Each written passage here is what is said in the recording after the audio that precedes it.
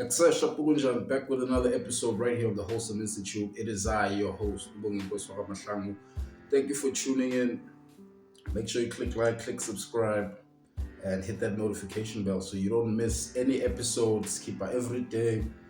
And it's really just about growing the movement, about finding our tribe, about spreading the message to as many people as we can, and about exchanging like-minded ideas. So today's episode, I thought I want to touch on something uh, that's really been on my mind for his Katispai.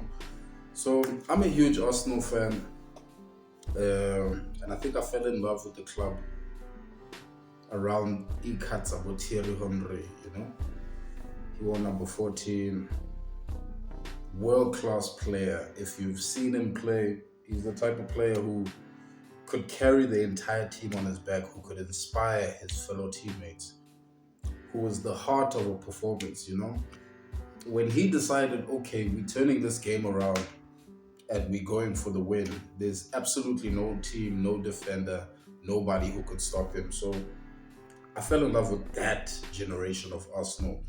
And, over the years, we've seen superstars come and go. We've seen all sorts of players come in, have huge impacts, go on to move on to other clubs and whatsoever.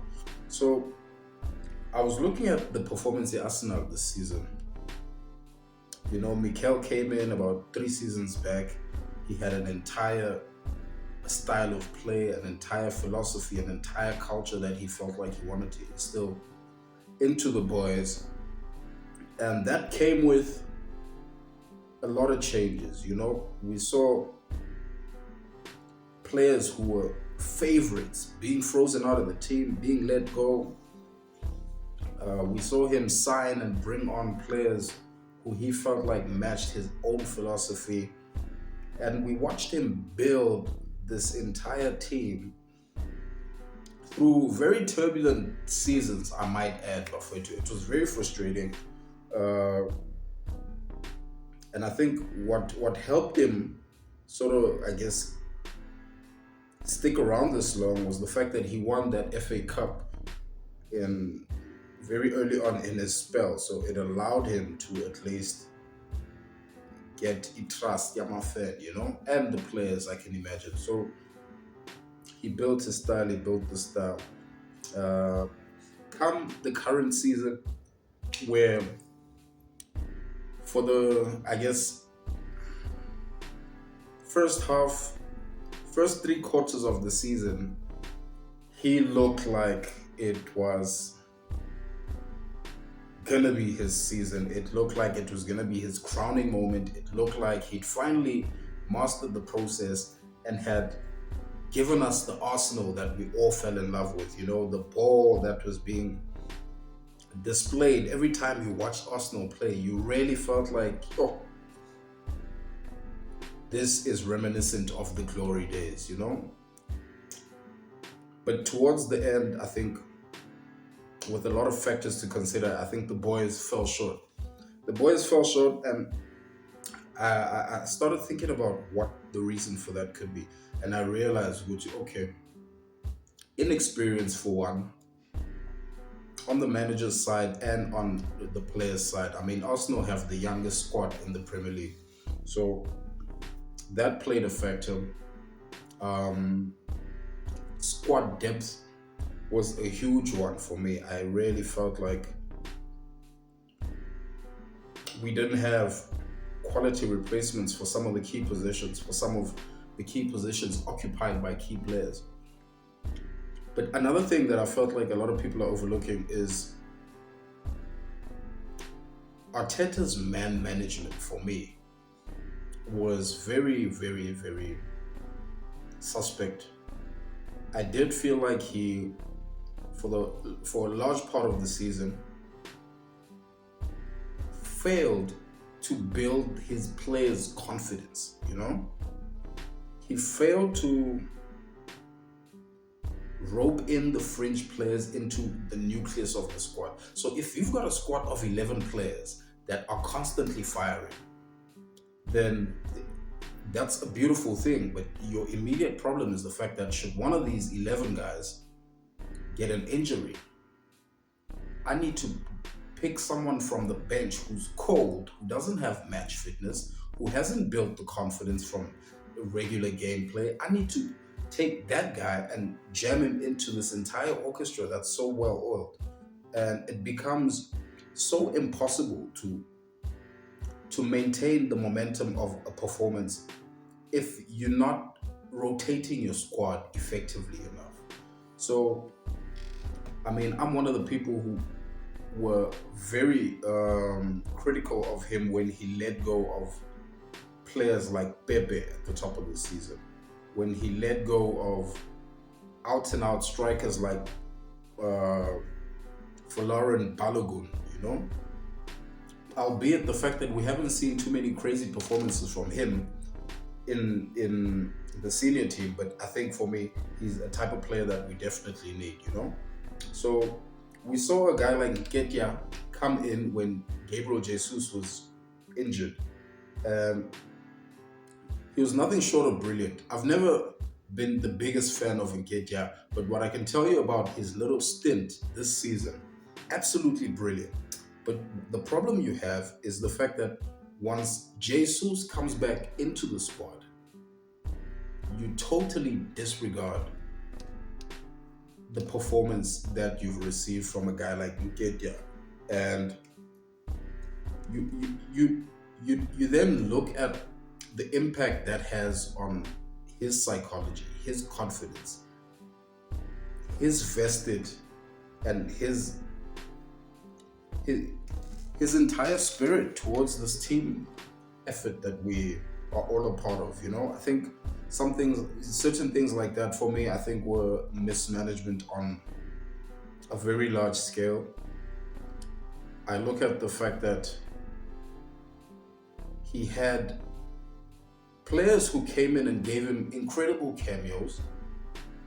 If you look at a guy like Reese Nelson, he came in and he did the unthinkable, and he scored in the last minute of a game that we should have won, but we left till the end.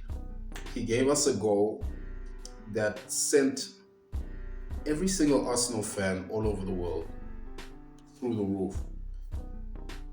But the games following up to that, you barely saw him feature. You know, you must think about how that affects him psychologically. And then you want to instead call upon this guy 3-4 games later when there's 10 minutes to go and you're seeing shit on the pitch, you know? We looked at a guy like Leandro Trossard who came in. Leandro Trossard came in and he started firing from the word go, you know? So the confusion with him was the fact that he plays down the left, and we've got a reliable guy like Martinelli who is a guaranteed starter in any manager's team. So Leandro Trossard now has to start on the bench. And I guess the failure to give him regular game time, albeit the fact that he did actually give him certain games, of which he performed, you know, I think he scored enough goals. I think he gave us enough assists. And for me, he raised his hand to say, I am someone who's here to compete for a position in this team. And I want to be a player who's considered in the starting 11. I felt like that whole situation was mismanaged. He wasn't rewarded according to the performances that he gave us. And to a large degree, I did feel like he was one of our more hungry players, especially in like the last third, in the last quarter of the season. And he's someone who could have really come in and given us very important performances had he been given the game time that I felt like he deserved. Guys like Martinelli, guys like Saka, I felt like they were overworked. And look, being the quality players that they are, that's bound to happen. You know, the coach depends on you, the team depends on you to fire. But we need to be honest, like, when is it enough? You know, when can we actually afford to pull off a Saka and bring on a quality replacement? And I did feel like we had enough fringe players who could have come in to support at times. Because I'm of the belief that the squad nucleus was firing and everyone sort of had these high dopamine levels from all the top performances. But then you've got then the reserves or the substitute or the guys on the bench. These guys are guys who are raring and firing, but from a different perspective. They're firing from a perspective of challenging for the positions on the pitch, because they know Uti, the starting 11 is so cemented that to even get in there, you have to put up a top performance. And I feel like a lot of the guys who came on as substitutes in key games when they were needed, I felt like they delivered. But when the manager doesn't reciprocate that, it becomes impossible to maintain that level of dopamine, to maintain that level of excitement, to maintain that level of hunger if you're just going to be relegated to the bench. So I think a lot of that stuff really frustrated me, especially when we were being chased, when we were still at the top of the log, when we were being chased. I think there's so many psychological little hacks that Arteta missed, and granted, I'll never understand what it's like to be in his position, because it's very different to look at the situation from someone standing on the sidelines to actually be in that. But I do feel like Arteta probably found himself in a bubble where he, I guess, couldn't see outside of himself, couldn't see beyond himself, and ultimately that was the undoing. He for me, I feel like he didn't take the necessary risks. He didn't back his boys. He didn't back his players. And he essentially said, I've only got one set of good players, these 11 guys. Anyone outside of that is not up to par, And for me, I really have a problem with that, because I feel like it just sent very demotivating energy to anyone else who's a part of the nucleus of the team. And hence we saw the crumble at the end of the season. So I'm very interested in seeing how we move forward going into next season. And obviously we're going to be playing in the Champions League next season, which is a big thing. I'm interested in seeing how we perform in the transfer window. I think we definitely need to make some quality signings. I hope Arteta grew from this season. I hope he learned from his mistakes.